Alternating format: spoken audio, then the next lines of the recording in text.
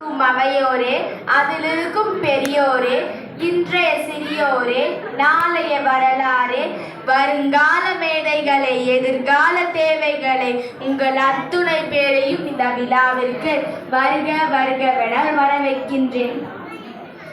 நவராத்திரியை பற்றி சில வார்த்தைகள் பேச இங்கு வாய்ப்பு கிடைத்ததில் நான் மிகவும் மகிழ்ச்சி அடைகிறேன்.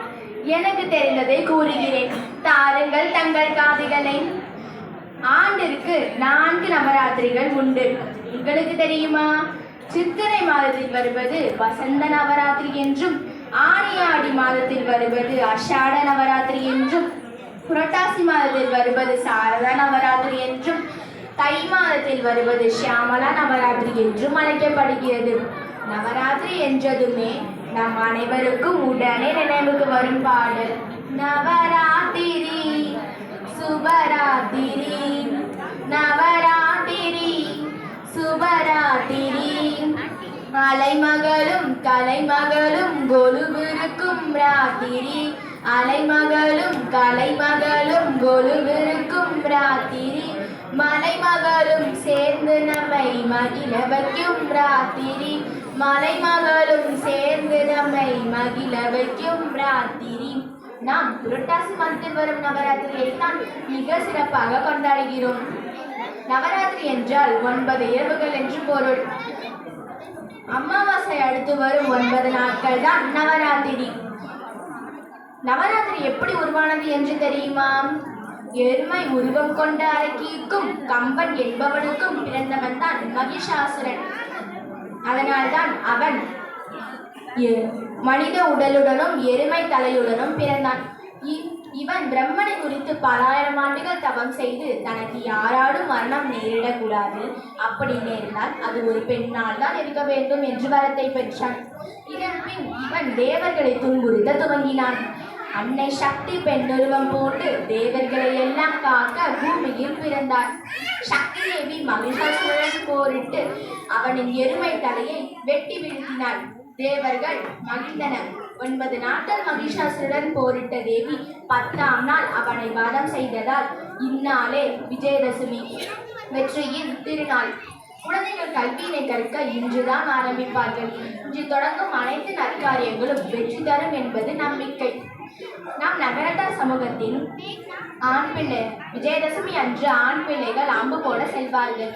அவர்கள் வீட்டிற்கு திரும்பி வந்ததும் அவர்களின் வீரத்தை போற்றும் வகையில் நாம் ஆரத்தி எடுத்து அவர்களை வரவேற்போம். அதை நாம் காலம் காலமாக இன்றும் கடைபிடித்து வருகிறோம். நவராத்திரி பண்டிகை கொண்டாட்டங்கள் பற்றி தெரிந்து கொள்வோமா? நவராத்திரியின் தனி சிறப்பு, இது முழுக்க முழுக்க பெண்களுக்கான பண்டிகையாகும்.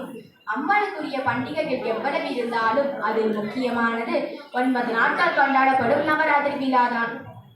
முதல் 3 நாட்கள் துர்காதேவி வீரத்தையும் தைரியத்தையும் நாம் வழிபடுகிறோம். அவள் தீமைகளை அழித்து நல்லவற்றை நிலைநிறுத்துகிறாள். ஜெய ஜெய தேவி ஜெய ஜெய தேவி துர்கா தேவி சரணம், ஜெய ஜெய தேவி ஜெய ஜெய தேவி துர்கா தேவி சரணம். அம்மனை துர்க்கை அம்மனை துதித்தால் என்றும் துன்பம் பறந்தோடும், தர்மம் காக்கும் தாயாம் அவளை தரிசனம் கண்டால் போதும், கர்ம வினைகளை போகும் சர்வ மங்களம் கூடும். ஜெய ஜெய தேவி ஜெய ஜெய தேவி துர்கா தேவி சரணம், ஜெய ஜெய தேவி ஜெய ஜெய தேவி துர்கா தேவி சரணம். அடுத்த 3 நாட்கள் செல்வத்தின் தெய்வமான லக்ஷ்மி தேவியை நாம் வழிபடுகிறோம். அவள் நமக்கு செல்வம், செழிப்பு மற்றும் மகிழ்ச்சியை அளிக்கிறாள். காடு வெட்டி போட்டு கடலிடம் திருப்பி வீடு கட்டி கொண்டிருக்கும் வேமதிகள் வீடுகளுக்கு அன்றைக்கு வந்த எங்கள் அம்மா லக்ஷ்மியை என்றைக்கும் நீங்காதிரு. கடைசி 3 நாட்கள் ஞானத்தின் தெய்வமான சரஸ்வதி தேவியை நாம் வழிபடுகிறோம். கல்வி, அறிவு, கலைகள் மற்றும் கலைகளில் சிறந்து விளங்க அவள் நமக்கு அருள் புரிகிறாள். ஆய கலைகள் 64 ஏயமிருக்கும் என்னம்மை தூய உருப்படைந்து போல்வார் என் உள்ளத்தின் உள்ளே இருப்பளிக்கு வாராதிரன். இந்த நவராத்திரி திருவிழா நல்லவற்றை தொடங்கவும் தீமைகளை அகற்றவும் ஒரு நல்ல வாய்ப்பை வழங்குகிறது. இந்த இனிய நாளில் என் இனிய நவராத்திரி மற்றும் விஜயதசமி நல்வாழ்த்துக்கள். அனைவருக்கும் நன்றி.